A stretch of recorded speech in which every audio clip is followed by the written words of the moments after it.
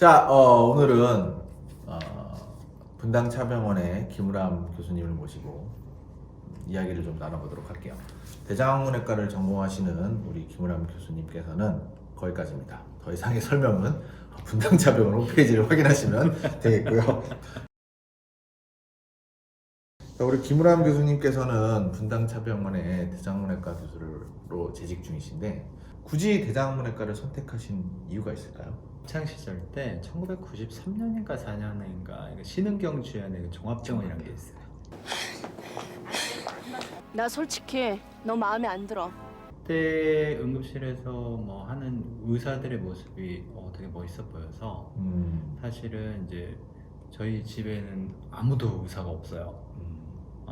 다 그냥 의료계랑은 전혀 무관하기 때문에 아무 그렇죠. 사전 정보가 없는 거죠. 집안에서 의사결정은 어떻게 하나요? 그러게요. No! God, please, no! No! No! 그래서 그래서 이제 고등학교 때 담임 선생님이 이제 성적이 좋으니까 뭐 선택하라 했을 때 사실은 뭐 여러 개 넣었어요. 뭐 건축과도 넣고 뭐 서울대 건축과도 넣고 건축과도 넣죠. 네. 거기도 넣고 서울대 의대는 떨어질 것 같아서 연대 의대 넣고 그리고 우리 아버지가 하도 서울대 뭐 인문계열 쪽 좀 자연계열 쪽에서 좀 하고 있고 싶어 했으면 좋겠다 해서 그 수학 제가 잘해서 수학 쪽 그쪽 또 넣고 일단 3개를 넣고 말았거든요. 근데 결국 3개가 다 됐어요. 근데 내가 이제 아버지가 이제 여러 가지로 서울대를 선택을 하시더라고. 우리 아버지가 관악산을 딱 데려가고 나를 설득하려고 이 넓은 캠퍼스를 막 저도 잘 모르겠어요. 기억은 잘 안 나는데 제가 아버지를 설득했다고 그러더라고. 반대로. 반대로. 오. 내가 왜 의대를 가야 되는지에 대해서 와우. 어떻게 설득했는지 나도 기억이 기억이 안 안 나는데 나는데. 우리 아버지가 그때 내가 고등학교 3학년인데 나름 철학을 가지고 있구나. 그래서 말리지 않으셨대요. 의대를 선택한 이유가 된 건데 의대를 선택한. 그마저도 이유는 알 수가 없어요. 왜냐하면 본인이 아버지를 설득했으나 내가 어떻게 설득했는지 기억이 안 나니까.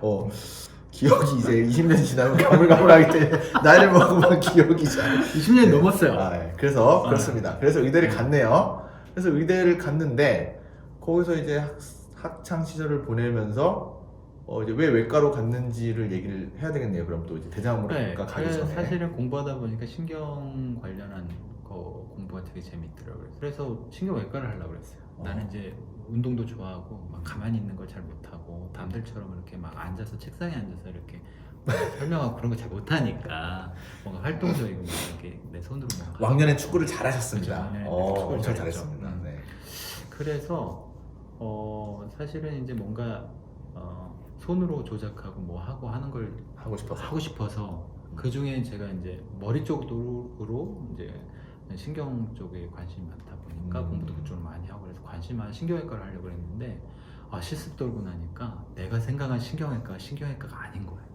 그러니까 내가 원하는 환자군이 아니더라고. 그러니까 나는 이게 뭔가 환자가 이렇게 와서 나에 의해서 뭔가 확 바뀌는 걸 좋아하는 스타일이더라고. 나도 몰랐는데 근데 신경외과는 6시간 골든타임이라는 게 있어요.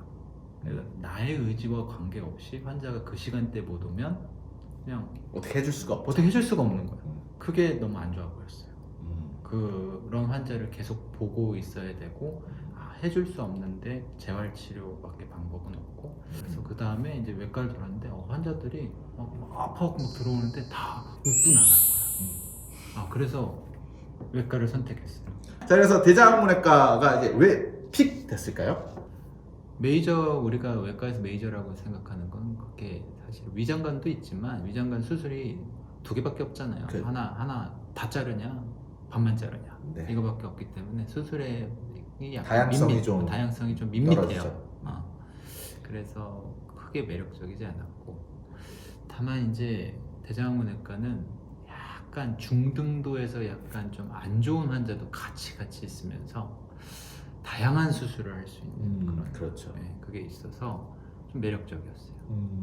그래서 결국엔 바이탈을 포기는 못하고 그리고 혹시나 내가 잘못되더라도 대학병원에 못 남더라도 대장 내시경을 좀 배운다든지 항문 수술이라든지 로컬에 나가고 개원을 할 수 있는 여지를 갖고 있는 그런 어떤 결혼을 했으니까.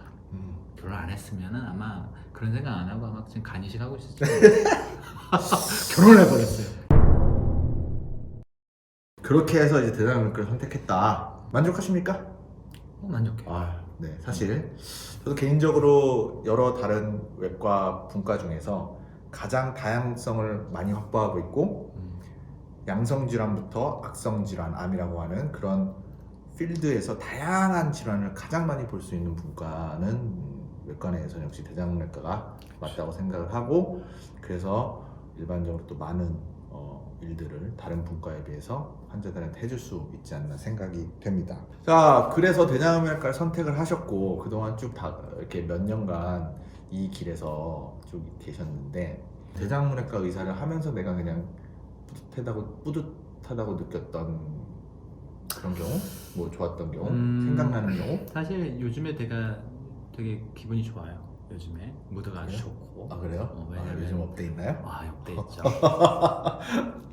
저희 밑에 이제 저를 바라보고 이제 들어온 이제 아래 제자가 있는데 그 제자를 키우는 맛이 요즘에 이제 제 다 이게 환자를 수술하고 환자들한테 얻는 보람보다 제자가 조금씩 나아지고 커가는 모습을 커가는 보는 모습을 게, 지켜보는 게 그것도 또 다른 또 매력이 있죠. 좋죠. 있더라고요.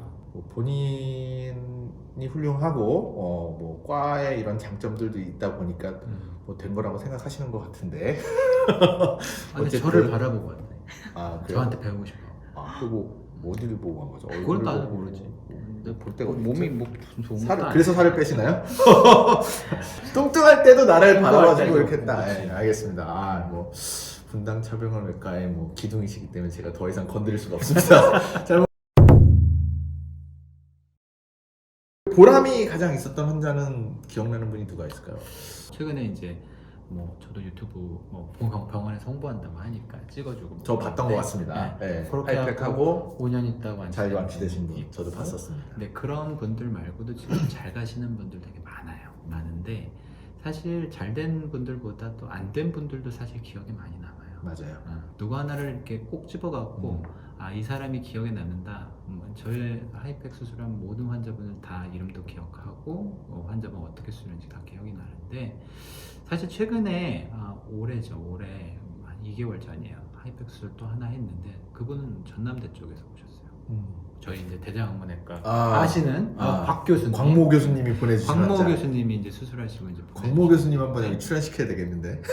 그분이 이제 응급 수술을 하셨는데 근데 이미 복막전이가 좀 있어 좀 떼어주고 하셨는데 이제 더 진행이 돼서 이제 저한테 오셨는데 아마 그분이 이제 전남대 교수의 아내분이셨는데 그분이 오셔가지고 이제 저하고 상담받고 2달 전에 수술하고 가셨는데 조금 생각보다 안에 들어갔더니 좀 심하더라고요. 그래요. 심했는데 네. 우리 이제 전문가들이 이제 봤을 때 이제 간 문부 주변에 많이 가 있다든지 위 판크레아스 그러니까 췌장 주변 쪽은 많이 가 있다고 그러면 손보기가 좀 어렵죠. 손보기가 좀 어려운데 어렵죠. 그런 데 좀 있었어요. 근데 이상하게 잘 제거가 됐어요. 그래서 제가 수술은 한 11시간 다 해갖고 걸렸지만 이제 완전히 다 제거가 됐어요. 그런데 수술 끝나고 우리가 일주일 있다가 이제 종양 표지자 검사를 보잖아요. 네. 그게 좀 많이 높았는데 뚝 떨어졌어. 그게 정상으로 떨어졌어요. 일주일 만에 정상으로까지. 일주일 만에 정상으로 떨어졌어요. 항암 치료 아직 안 했는데. 그런 경우에 사실 저희 외과 의사가 가장 보람을 느껴요. 그렇죠. 수술이 잘 됐구나. 수술이 정말 잘 됐구나. 특히 어려운 수술이 잘 됐을 때. 그리고 잘 퇴원했고 한 8일 만에 퇴원하셨나 9일 만에 요즘에는 하이퍼 받은 환자 한 10명, 11일이면 다 퇴원하시더라고. 그렇게 퇴원하시고 외래 처음 오셨는데 본인도 이제 그거 결과를 이제 다 전남대 떼어 가셔서 항암 치료를 하셔야 되니까 떼어 가셨는데 만족해하고 가셨어요. 그럴 때 되게 좀 뿌듯하죠. 예. 네, 사실 뭐 아까 잠깐 말씀하셨지만 좀 잘된 환자들을 그렇게 또 생각나지만 또 안 된 환자들이 또 많이 생각나기 때문에 제가 사실 그 고민을 얘기를 했죠. 이게 나올 시점엔 이미 방송이 됐을 거라 오은영 박사님과 오케이라는 그 프로그램에서 제가 했던 고민이 바로 그런 고민이었습니다. 했었어야 되나 수술을 안 했는 게 더 낫지 않았을까 하는 고민을 했던 적이 있어요. 그렇죠. 그런 부분들에 그런 환자분들도 머릿속에서 또 종종 맴돌고 의사로서 항상 고민을 하게 만드는 부분인 것 같아요. 네, 자 그리고 만약 내가 그래서 대장문외과를 만약에 하지 마라, 안 하기로 했어, 아예 이런 장점이 있는데 그냥 뭐 이래저래 해서 못 하게 됐어. 야 자리 없어, 이제 하지 마, 튀어 없어. 그래서 별로 지원도 안 돼. 근데 옛날이었으면 어차피 간담체를 하셨긴 하셨겠지만 지금 네. 펠로우를 다시 해야 된다. 대장문외과를 빼고 그럼 뭘 하시겠어요? 안 하고 싶어요. 아무것도 안 하고 싶다. 그래도 굳이 뭐 그런 펠로우는 안 하더라도 뭔가 한번 해보고 싶은 과가 있나요? 외과 내에? 아니면 외과가 아니더라도 다른 과라도? 사실 저는 옛날부터 이제 아직도 N가 봐요.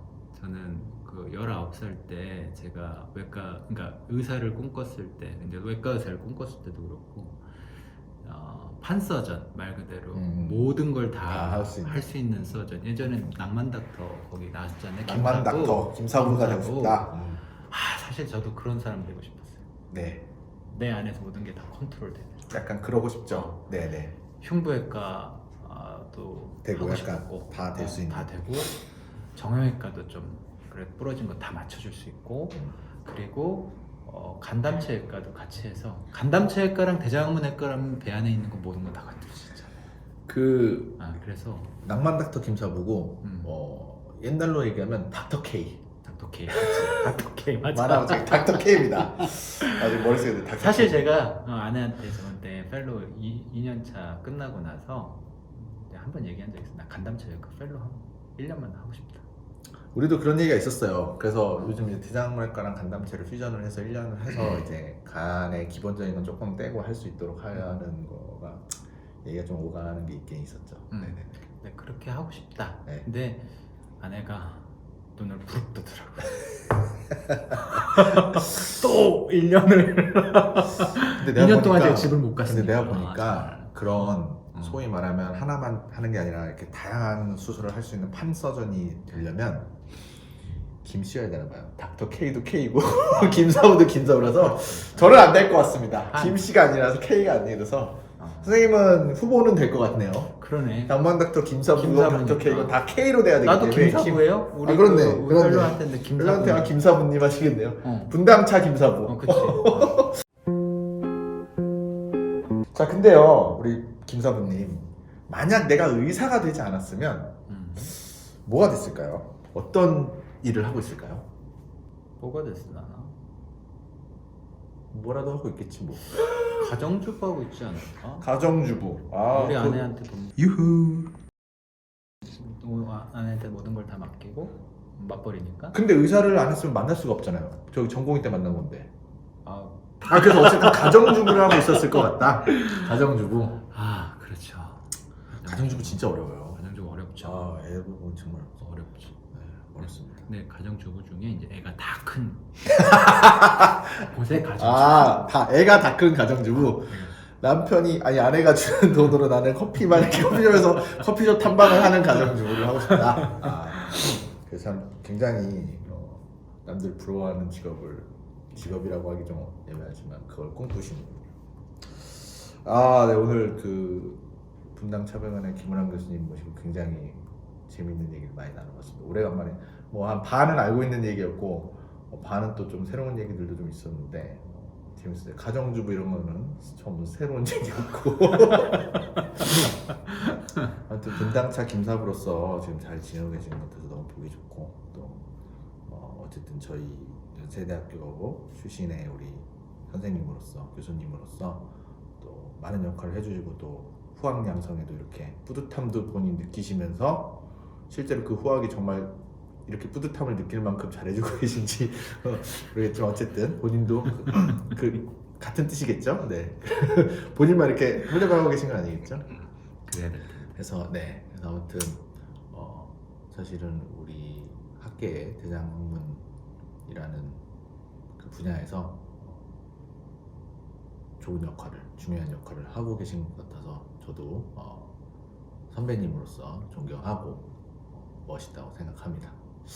아무튼 오늘 뭐 김은환 교수님 모시고는 이 정도 얘기를 나눠보도록 하고요. 또 뭐 언제 기회가 되면 다시 모셔서 못다한 얘기들 편으로 한번 또 해볼 수도 있을 것 같습니다. 한인도 교수님 정말 대단한 분이신 것 같아요. 뜬금없이 유튜브를 어떻게 그 시간에 또 하실 여유가 있으신지. 여유가 없을 것 같아요. 여유를 쪼개서 하는 거죠. 예, 여유는 쪼개서. 대단한 것 같아요. 나는 그런 생각 못하는. 아무튼 네, 오늘 우리 김은환 교수님 모시고 즐거운 얘기 나눴습니다. 여러분 또 다음에 뵙도록 하겠습니다. 진짜 요즘 안 하던 건데 대장장인 한번 해보죠. 대장장인. 유후.